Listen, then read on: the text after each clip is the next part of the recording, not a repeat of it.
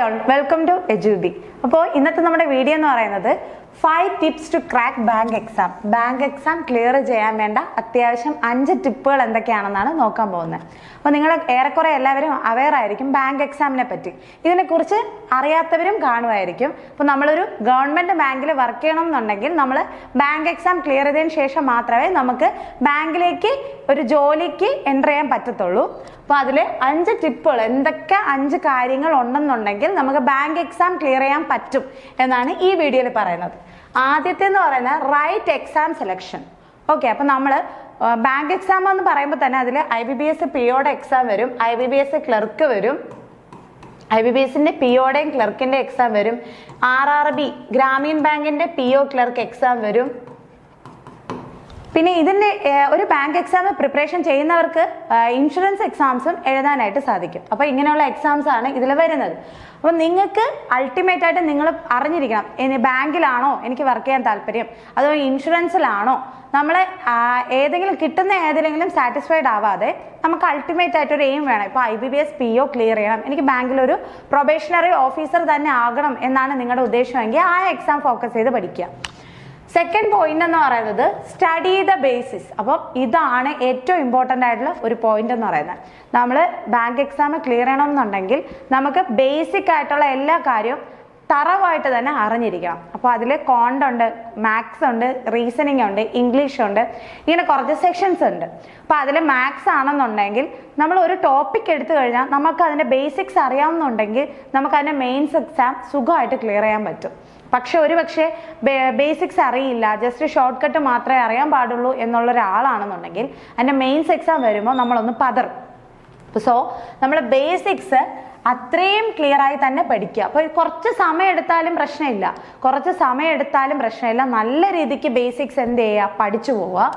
Third എന്ന് പറയുന്നത് time table. നമ്മൾ ബേസിക്സ് എല്ലാം പഠിച്ചു കഴിഞ്ഞു, നമ്മൾ ആ ടോപ്പിക്സ് എല്ലാം ക്ലിയർ ചെയ്ത് കഴിഞ്ഞതിന് ശേഷം നമുക്ക് പറ്റുന്ന രീതിയിൽ ഒരു ടൈം ടേബിൾ സെറ്റ് ചെയ്യാം. അപ്പം എനിക്കൊരിക്കലും സജസ്റ്റ് ചെയ്യാൻ പറ്റില്ല നിങ്ങൾ രാവിലെ 4 മണി മുതൽ 6 മണി വരെ പഠിക്കണം, ഉച്ചയ്ക്ക് പഠിക്കുക, വൈകിട്ട് പഠിക്കുക എന്ന് എനിക്ക് സജസ്റ്റ് ചെയ്യാൻ പറ്റത്തില്ല. കാരണം ഓരോരുത്തരും ഡിഫറെൻ്റ് ആയിട്ടുള്ള അറ്റ്മോസ്ഫിയറിൽ നിന്ന് വരുന്നവരാണ്. അപ്പോൾ അവർക്ക് ടൈം അവരായിരിക്കും അഡ്ജസ്റ്റ് ചെയ്യാൻ പറ്റുക. എനിക്കിപ്പോൾ രാവിലെ പറ്റത്തില്ലെങ്കിൽ ഞാൻ വൈകിട്ട് കൂടുതൽ സമയം ഇരിക്കുക. അപ്പം നിങ്ങൾക്ക് പറ്റുന്ന സമയം അനുസരിച്ച് ഒരു ടൈം ടേബിൾ എന്ത് ചെയ്യുക, സെറ്റ് ചെയ്യുക. ഏറ്റവും ഇമ്പോർട്ടൻ്റ് ആയിട്ടുള്ള ഒരു കാര്യമാണ് ടൈം ടേബിൾ സെറ്റ് ചെയ്യുക എന്ന് പറയുന്നത്. അപ്പോൾ അതിൽ തന്നെ എല്ലാ സെക്ഷനും എന്ത് ചെയ്യുക, ഇമ്പോർട്ടൻസ് കൊടുത്തുകൊണ്ടുള്ള ഒരു ടൈം ടേബിൾ എന്ത് ചെയ്യുക, സെറ്റ് ചെയ്യുക. എല്ലാ സെക്ഷൻ എന്ന് പറയുമ്പോൾ ബാങ്ക് എക്സാമിനെ സംബന്ധിച്ച് മെയിനായിട്ട് വരുന്നത് maths, reasoning, English, current affairs. അപ്പോൾ എല്ലാ ടോപ്പിക്കും ഇതിൽ എന്ത് ചെയ്യണം, ഇൻക്ലൂഡഡ് ആവണം. സപ്പോസ് ഞാനൊരു ടൈം ടേബിൾ സെറ്റ് ചെയ്തു, ഒരു മാസം പോയി, എനിക്കത് ഓക്കെ ആയിട്ട് തോന്നുന്നില്ല എന്നുണ്ടെങ്കിൽ എനിക്കത് മാറ്റാനുള്ള അവകാശമുണ്ട്. സോ ഇമ്മീഡിയറ്റ് ആയിട്ട് എന്ത് ചെയ്യുക, ഉടനെ അത് വെച്ചിട്ട് നോക്കിക്കൊണ്ടിരിക്കാണ്ട് ഉടനെ തന്നെ എന്ത് ചെയ്യുക, ആ ടൈം ടേബിളിൽ ഒന്ന് റീഷെഡ്യൂൾ ചെയ്തിട്ട് കുറച്ചുകൂടെ എഫക്റ്റീവ് ആയിട്ടുള്ള രീതിയിൽ അതിനെ എന്ത് ചെയ്യുക, മാറ്റുക. ഫോർത്ത് പോയിന്റ് എന്ന് പറയുന്നത് mock test analysis. Mock test ചെയ്യണമെന്നുണ്ടെങ്കിൽ അതെന്ത് ചെയ്യുക, മോക്ക് ടെസ്റ്റ് ആദ്യം എടുക്കുക. നമ്മൾ എത്രത്തോളം മോക്ക് ടെസ്റ്റ് എടുക്കുമോ അത്രത്തോളം നമ്മളെ കോൺഫിഡൻസ് ബൂസ്റ്റ് ചെയ്യാനും എക്സാം ക്ലിയർ ചെയ്യാനായിട്ട് സാധിക്കും. അപ്പോൾ നമ്മൾ ബാങ്ക് എക്സാമിനെ സംബന്ധിച്ച് നമുക്ക് ടോപ്പിക് എത്രത്തോളം അറിയാം എന്നുള്ളതിലല്ല, നമുക്ക് മോക്ക് എക്സാം എടുത്ത് ആ സമയത്തിനുള്ളിൽ എത്ര ചെയ്ത് തീർക്കാൻ പറ്റും എന്നുള്ളതിലാണ് കാര്യം. അപ്പോൾ നമുക്ക് ബാങ്ക് എക്സാമിന് ടൈം പ്രൊവൈഡ് ചെയ്യും, നമ്മൾ ആ ടൈമിനുള്ളിൽ ചെയ്ത് തീർക്കാൻ സാധിക്കണം. ഒരുപക്ഷെ ഇതിലുള്ള എല്ലാ ക്വസ്റ്റ്യൻസും നമുക്ക് ചെയ്യാൻ പറ്റുന്നതായിരിക്കും, പക്ഷെ നമുക്ക് തന്നിരിക്കുന്ന 1 അവർ അല്ലെങ്കിൽ ആ 2 അവറിനുള്ളിൽ നമുക്കിത് ചെയ്ത് തീർക്കാൻ പറ്റുന്നുണ്ടോ, അതിലാണ് നമുക്ക് എക്സാം ക്ലിയർ ചെയ്യാനുള്ള എന്തിരിക്കുന്നത്, മെയിൻ ആയിട്ടുള്ള കാര്യം ഇരിക്കുന്നത്. സോ ഒരിക്കലും മോക്ക് ടെസ്റ്റ് ചെയ്ത് കഴിഞ്ഞിട്ട് അതിനെ മാർക്ക് കണ്ടിട്ട് അത് അവിടെ ഇട്ടിട്ട് പോകരുത്. അതെന്ത് ചെയ്യുക, നല്ലപോലെ അനലൈസ് ചെയ്യുക. കിട്ടാത്തത് ഏതാണ്, എവിടെയാണ് ടൈം ലാഗ് ചെയ്തത്, ഏതിനാണ് കുറച്ച് കൂടുതൽ ടൈം എടുത്തത്, ഇനി ഏതിനാണ് സ്പീഡ് ഇമ്പ്രൂവ് ചെയ്യേണ്ടത്, ഏതിനാണ്, മാത്സിലാണോ റീസണിങ്ങിലാണോ, റീസണിങ് ആണെങ്കിൽ പോലും അതിൽ പസിലാണോ, ഏതിലാണ് ലാഗ് ചെയ്തതെന്ന് നിങ്ങൾ കണ്ടുപിടിക്കുക. അപ്പം നിങ്ങളുടെ പോരായ്മകളും നിങ്ങളെ നെഗറ്റീവ്സും നിങ്ങൾക്ക് മാത്രമേ കണ്ടുപിടിക്കാനായിട്ട് പറ്റത്തുള്ളൂ. സോ മോക്ക് ടെസ്റ്റ് എടുക്കുക, പ്ലസ് മോക്ക് ടെസ്റ്റ് എന്ത് ചെയ്യുക, അനലൈസ് ചെയ്യുക. കിട്ടാത്ത ആൻസേഴ്സ് കണ്ടുപിടിച്ച് തന്നെ പോകണം, അല്ലാതെ അത് ചെയ്തിട്ട് ഒരു കാര്യമില്ല.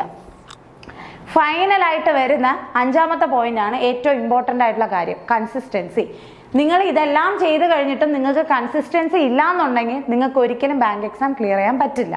കൺസിസ്റ്റന്റ് ആയിട്ട് വർക്ക് ചെയ്യുന്ന ഒരാളാണെന്നുണ്ടെങ്കിൽ 100% ഉറപ്പാണ് ബാങ്ക് എക്സാം ക്ലിയർ ചെയ്യാൻ പറ്റും. അത് ആർക്കും കിട്ടാത്തൊരു എക്സാമോ കയറി പറ്റാത്തൊരു എക്സാമോ അല്ല. ഷുവറായിട്ടും ഒരു ആവറേജ് ഉള്ള ഒരാൾക്കും കയറി പറ്റാം. പക്ഷെ കൺസിസ്റ്റന്റ് ആയിട്ട് എന്ത് ചെയ്യുക, വർക്ക് ചെയ്യുക. ഇന്നൊരു ദിവസം ഞാൻ ടൈം ടേബിൾ സെറ്റ് ചെയ്തു, ഞാൻ പഠിച്ചു. സെക്കൻഡ് ഡേ വന്നപ്പോൾ ഇന്നലെ ഞാൻ പഠിച്ചതല്ലേ, ഇന്ന് റെസ്റ്റ് എടുത്തിട്ട് അടുത്ത ദിവസം നോക്കാം എന്നുള്ള പരിപാടിയാണെങ്കിൽ നടക്കത്തില്ല.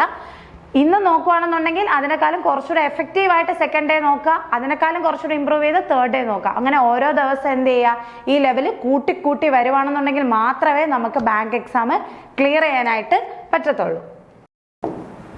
ഇനി അടുത്തതായിട്ട് എല്ലാവരും ലാഗ് ചെയ്യുന്ന ഒരു ടോപ്പിക്കാണ് കറണ്ട് അഫയേഴ്സ്. നമ്മൾ അത്രത്തോളം ഇമ്പോർട്ടൻസ് കൊടുക്കാത്തൊരു പോർഷനാണ് കറണ്ട് അഫയേഴ്സ് എന്ന് പറയുന്നത്. പക്ഷെ ഒരു ബാങ്ക് എക്സാമിനെ സംബന്ധിച്ച് നമുക്ക് സ്കോർ ചെയ്യാൻ കൂടുതൽ പറ്റുന്ന ഒരു പോർഷനാണ് കറണ്ട് അഫയേഴ്സ് എന്ന് പറയുന്നത്. ഈ കറണ്ട് അഫയേഴ്സ് എന്ന് തന്നെ പറയുമ്പോൾ നമ്മൾ ഒരു വർഷത്തെ കറണ്ട് അഫയേഴ്സ് ഒന്നും പഠിക്കേണ്ട ആവശ്യമില്ല. പഠിച്ചാൽ നല്ലതാണ്. പക്ഷെ ഇപ്പോൾ ഒരു റീസെന്റ് ആയിട്ട് നടക്കുന്ന ഒരു എക്സാം ആണെന്നുണ്ടെങ്കിൽ മെയിൻസിന് തൊട്ട് മുന്നത്തെ ഒരു 5 മാസത്തെ കറണ്ട് അഫയേഴ്സ് തന്നെ ധാരാളമാണ്. അപ്പൊ നമ്മൾ എന്ത് ചെയ്യുക, ആ പ്രിലിംസ് കിട്ടിയതിന് ശേഷം കറണ്ട് അഫയേഴ്സ് പഠിക്കാനായിട്ട് നിൽക്കരുത്. പ്രിലിംസ് കിട്ടിയതിന് ശേഷം ഞാൻ കറണ്ട് അഫയേഴ്സ് നോക്കിയാൽ മതിയല്ലോ, എനിക്ക് കിട്ടുമെന്ന് ഉറപ്പില്ലല്ലോ, പിന്നെ ഞാൻ എന്തിനാണ് പഠിക്കുന്നതെന്ന് വിചാരിക്കരുത്.